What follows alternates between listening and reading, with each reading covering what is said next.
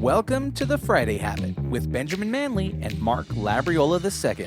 The Friday Habit is for creators, entrepreneurs, and agency owners looking for actionable ideas on how to grow their business and be more profitable. We'll pull from our combined knowledge of over 20 years and interview thought leaders that will inspire you and give you the motivation you need to kick your business into high gear. Buckle up. It's Friday.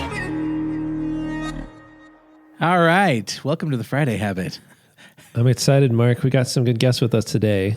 Well, tell me about it, Ben. Well, Mark, we have another Mark Achler, and we have Mert Iseri, and I will read a couple intros here, and you guys can correct me when I mess up, okay?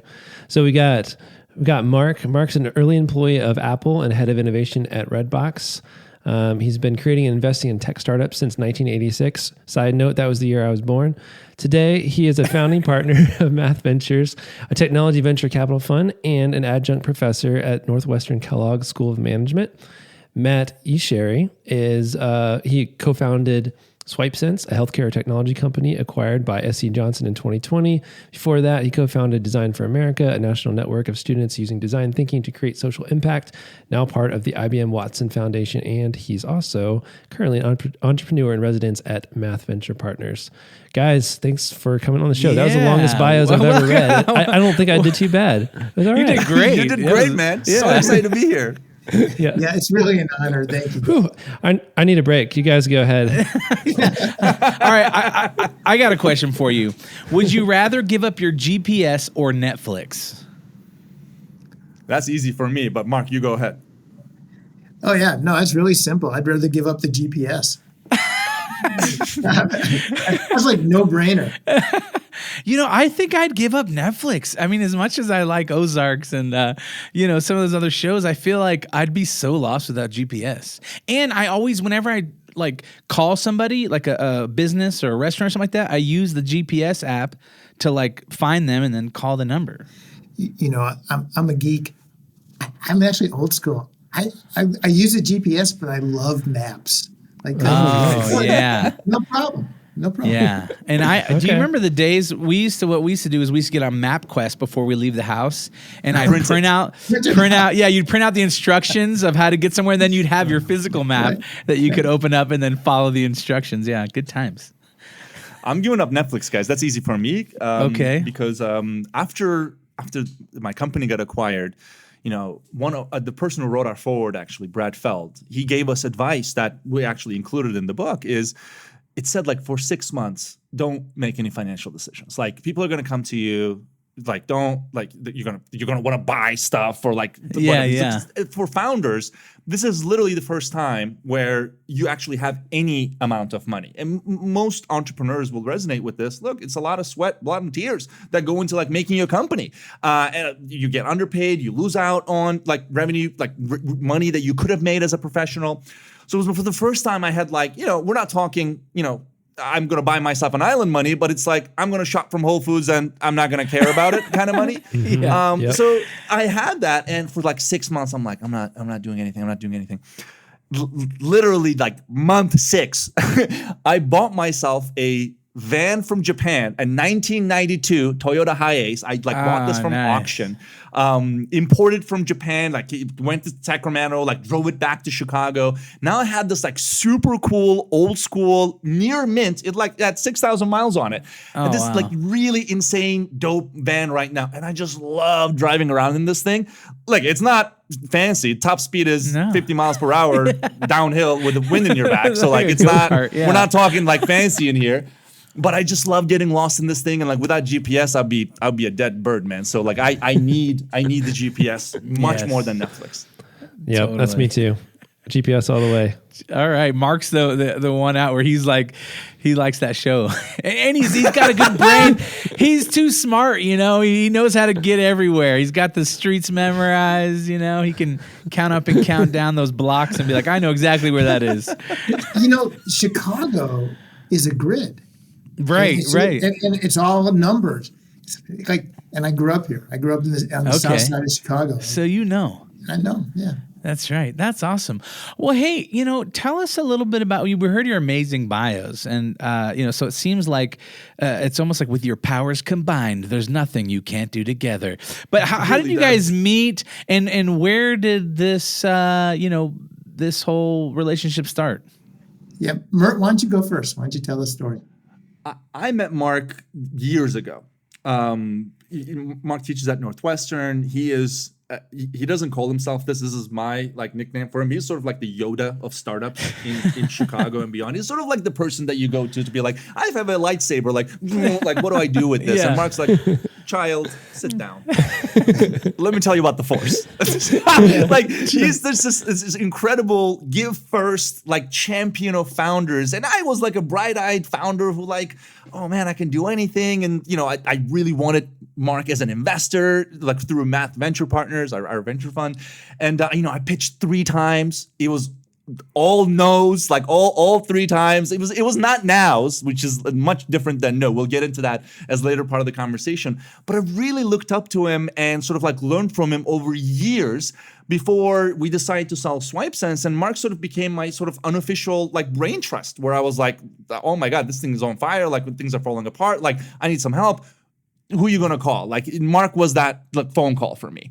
And he was a tremendous help throughout the exit process. But then afterwards, once the dust had settled and the deal had gone through, he sort of became my, again, unofficial counselor, thought partner, mentor, teacher, whatever you want to call this, a voice of reason that really sort of guided, okay, what were the lessons learned in the exit process? And that really became such an engaging, such a fruitful collaboration. We decided to write a book together and became really, really close in the process. And side note, if you want to be either mortal enemies or lifelong friends with someone, go write a book together. You will learn. You will learn a lot about you, and most certainly about the other person's, everything about them, dietary preferences, sleep habits, you will learn everything. But we became fans of each other, and I decided to join Math Venture Partners as an entrepreneur in residence after leaving my job at SwipeSense, my role after a decade. So that's how we got to know each other. Mark, I'll turn it over to you to see what I missed out. Well, Mark, I one thing I was curious about, because how did you become the Yoda? I mean, it seems like you have a lot of life experience, as an employee of Apple and head of innovation at Redbox, which I'm sure was amazing. But at what point did you turn into that, go from the young Padawan to the Jedi Master? Yeah, when did I become the old guy? I was this young, hip Apple guy. Now I'm the old fart. I've also been a CEO. I've started 4 businesses from scratch, 4 startups. And I have a lot of scar tissue. I've made a ton of mistakes, a ton of mistakes over the course of years. And one of the things I learned, to add on to Mert's story, was when you meet somebody, you can think about it as a moment in time. You can think about it as a transaction. So every day, as a VC, 4 or 5 different companies pitch me. And the vast majority of the time we say no. And most entrepreneurs think to themselves, okay, that's it. It's a moment in time. I'm moving on. That rat bastard said no. But what they fail to realize is it's not a moment in time. It's the opportunity to build a relationship over time. So when I first met Mert, I fell in love. It's a bromance. We became really good friends. And even though it wasn't appropriate to SwipeSense didn't meet our investment thesis, my investment wasn't in the company. My investment was in Mert. My investment was in a friendship and in a relationship.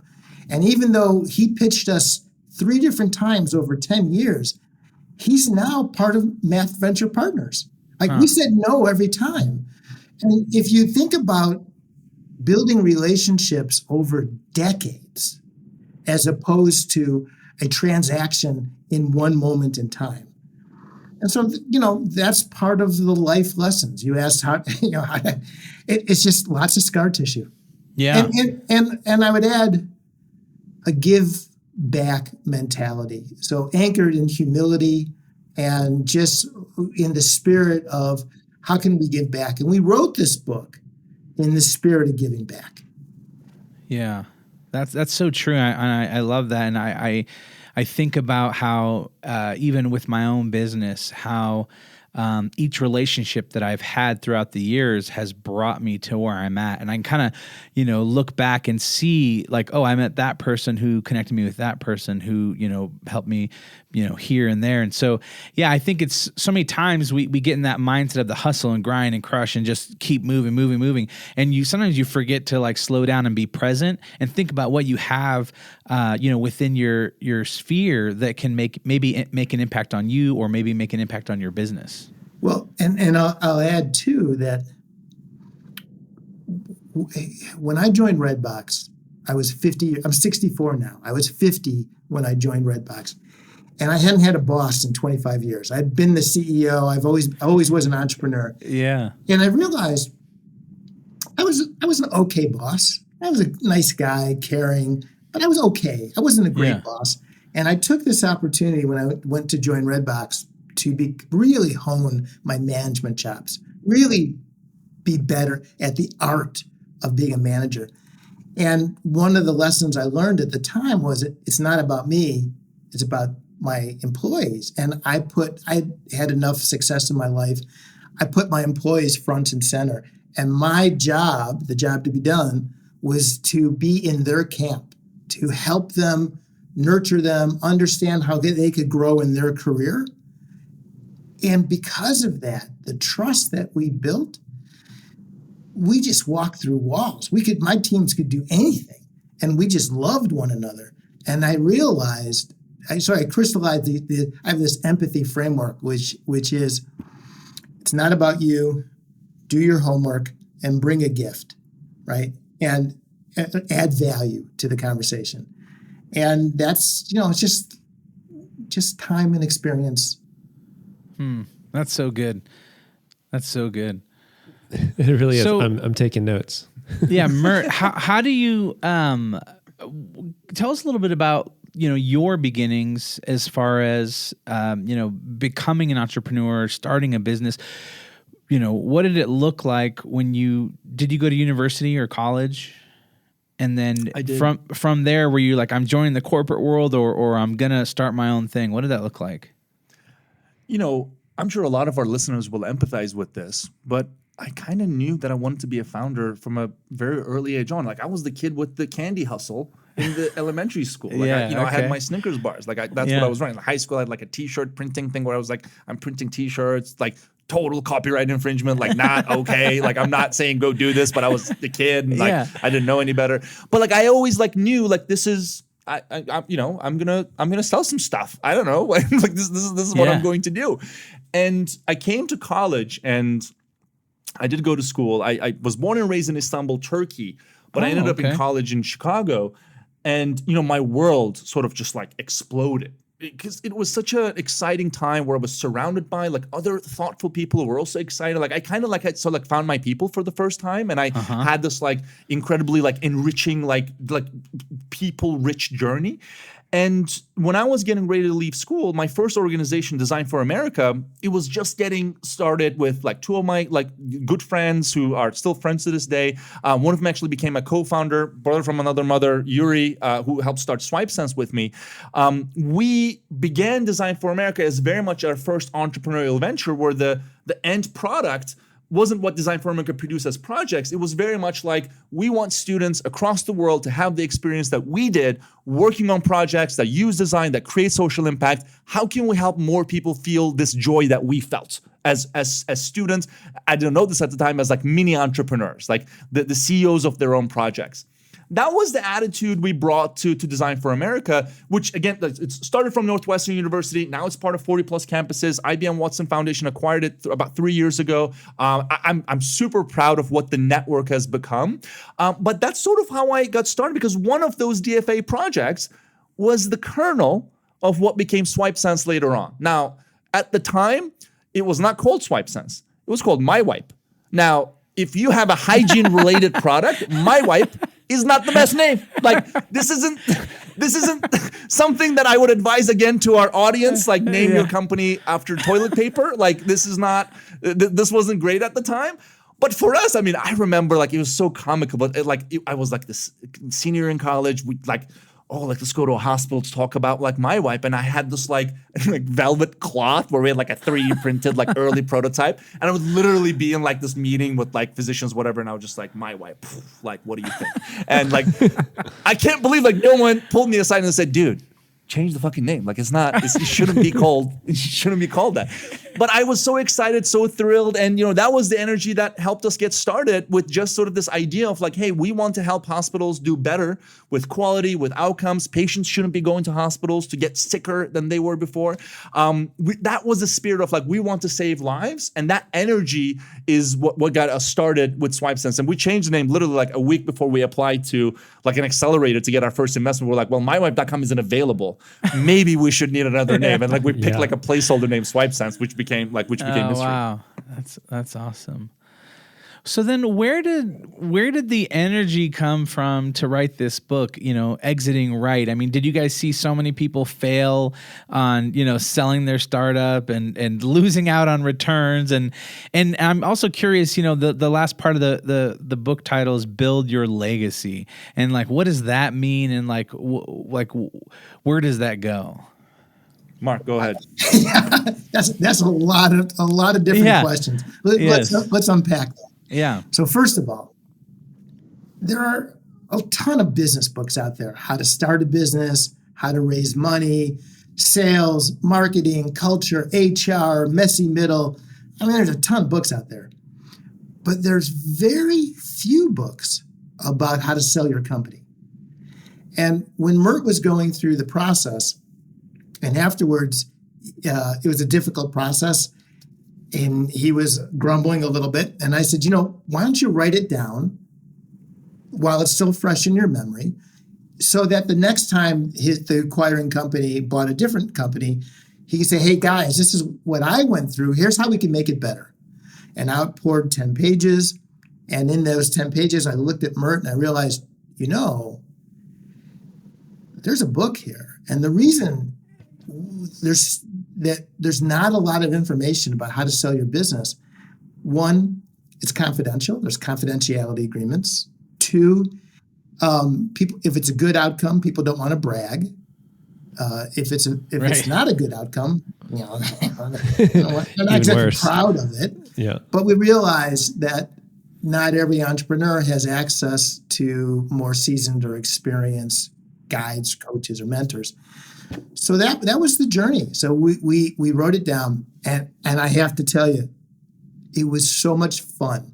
We interviewed dozens of CEOs, and we said to them, all right, what do you know now that you wish you knew before you started that process? Like, tell us the real story. Tell us, like, give us the good stuff. Give us the wisdom. If one of your kids was selling a business, what would you tell them? And we interviewed, we're big believers in empathy. So we wanted to talk to everybody around a transaction. So we talked to M&A attorneys and some of the best M&A attorneys on the planet. And we talked to bankers, and we talked to the heads of corp dev at Facebook and Google and Microsoft and Amazon and Twitch and some of the, Atlassian and Snowflake and some of the big tech companies. And we said to the heads of corp dev, give us an example of some of your best deals and why. What made it such a good deal? And give us an example of one of your worst deals. And because a lot of transactions fail. Okay, really, you don't have to give us the name, but why did the transaction fail? And what do you wish CEOs knew before they came to talk to you? And it was mind-blowing. I mean, I thought to myself, I've sold 4 businesses. I'm a VC. I've sat on dozens of boards. I've gone through lots of transactions. And I thought, this process will just reinforce what I already knew. And I couldn't have been more wrong. I learned a ton. Wow. There's so much to know. And we just poured it into the book. That's awesome. So it sounds like you are like coming at it from every angle, which is really awesome. So it's like figuring out what's a win for the people that are buying the company, for people that are selling the company, the people that are involved in the company that's being sold, every single angle. That sounds awesome. Like, I love the idea that you're trying to create like a win-win situation for everybody. Well, let's talk about legacy. And Mert, you are particularly articulate on that. I appreciate that. I wanted to actually tie it into exactly that, Ben. For us, a transaction isn't an immediate exchange where, okay, I sell you something, you pay me money for it. Like an exit isn't a moment in time. It's not a short-term exchange. It's a long-term exchange of value where the end product isn't just what we did right now. It's what the impact we're going to create as a unit, as a team. There's this unfortunate sort of like word, exit. Like it really isn't an exit. It's the beginning of something new. And that long-term nature is one of the biggest things that we wanted to move the needle on as part of writing this book. Is entrepreneurs should view their eventual sale of their company really not the end of what they were building, but really the beginning of what is yet to come. This is what the best deals are from that. And this isn't, by the way, sort of a judgment on every founder has to stay on board for 7.5 more years after they sell the company. Maybe they're not part of that future building thing. But the reality is the buying companies buying something that will create future value, not just for that individual moment, but for like whatever the buying company's priorities are. And if you think through the legacy of like what that future impact is going to be, it suddenly like generates a lot of trust, and it also needs a lot of trust going into it as well, because you're not going to sign up for something long-term with someone you don't trust to begin with. And that's for the buying company. This equally applies to the internal stakeholders of your startup. Look, how are you treating your people on the way out? Will they work for your next company? Like, are you doing it behind the backs of the people that work for you? Are they, half the company going to be laid off afterwards, and you kind of like did it behind their back? You did something that benefited you, but not them. Your reputation is going to outlive whatever money you make as part of this deal. And let's just pound for pound, there is not enough amount of money that in our minds is worth for your integrity to walk out the door. This is the moment where you truly show, okay, do you have a spine as a CEO? Do you want to actually come up with and honor that sacred agreement that you have with you and your team, while being transparent with your investors, while being transparent with your board, while being transparent with the acquiring company? This is very much a long-term exercise and very much what legacies are built on. Your legacy is built with the difficult decisions you make, not when everything is kumbaya and everybody makes $1 billion. Like this is what we really wanted to hammer home here, where your decisions, your actions, your reputation is going to outlive no matter what you make as part of that transaction. All right, we're going to pause this conversation here. You go to thefridayhabit.com. There you can find show notes for this episode. There you can also find links to our websites and ways to get in touch. At the bottom of the page, you can download our guide to the Friday Habit System that will show you how to set aside one full day each week dedicated to working on your business instead of in your business. If you're not already, make sure you subscribe.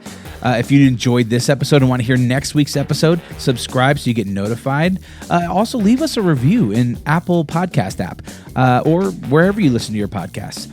And if you want to potentially be on one of our episodes with a question you ask us, go ahead and record a quick message in your phone, voice memo, and email it to hello@thefridayhabit.com. Until next time, live every day like it's Friday.